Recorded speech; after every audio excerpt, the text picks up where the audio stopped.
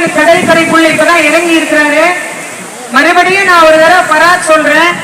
நான் சொல்லும் போது நீங்க எல்லாரும் சொல்ற அரோகரா சத்தம் தேவலோகத்துக்கு கேட்கணும். சரியா?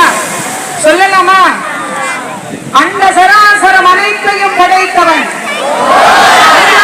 நாயகன் போதுரித்த கஜசம்ஹாரன் ராமனை எரித்த மகேசன் கங்கையை சடையில் ஏந்திய கங்காதரன் திரிபுரத்தை எரித்த விரிசடையும் இறகு விற்று வளையல் விற்று மாணிக்கம் விற்று கல்யாணிக்கு கருவதந்த சால்மாரி ஆடி பரியாக்கி வரகுண பாண்டியனுக்கு சிவலோகம் காட்டிய சுந்தரன் சிவன் ஈசன் முருத்திரன் நாடவரசன் சாம்பசரா சிவன் சந்திரனின் நெற்றிக்கண்ணில் உதித்த சதாட்சரன் அருவமும் உருவமானவன் அனாதியாய் பலமாய் ஒன்றானவன் பிரம்மமாய் நின்ற சோழி பிழப்பதோர் மேரியன் கருணைக்கூர் முகமாறு உடையவன் கரங்கள் 12 கொண்டவன் ஒரு திரு முருகனாய் வந்து உலகமுய்ய முடித்தவன் லட்சம் வீரர்களின் துணைவன் நவவீரர்களின் நாயகன் தேவர்களை காக்க தேவ சேனாதிபதி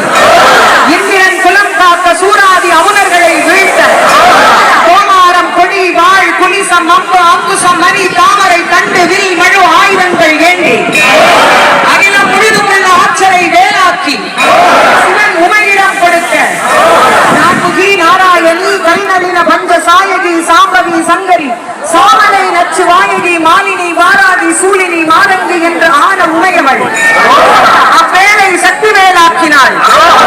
அது வெற்றி வேலாய் விளங்கச் செய்ய சித்தலில் வேல் வாங்கிய சித்தார வேலன்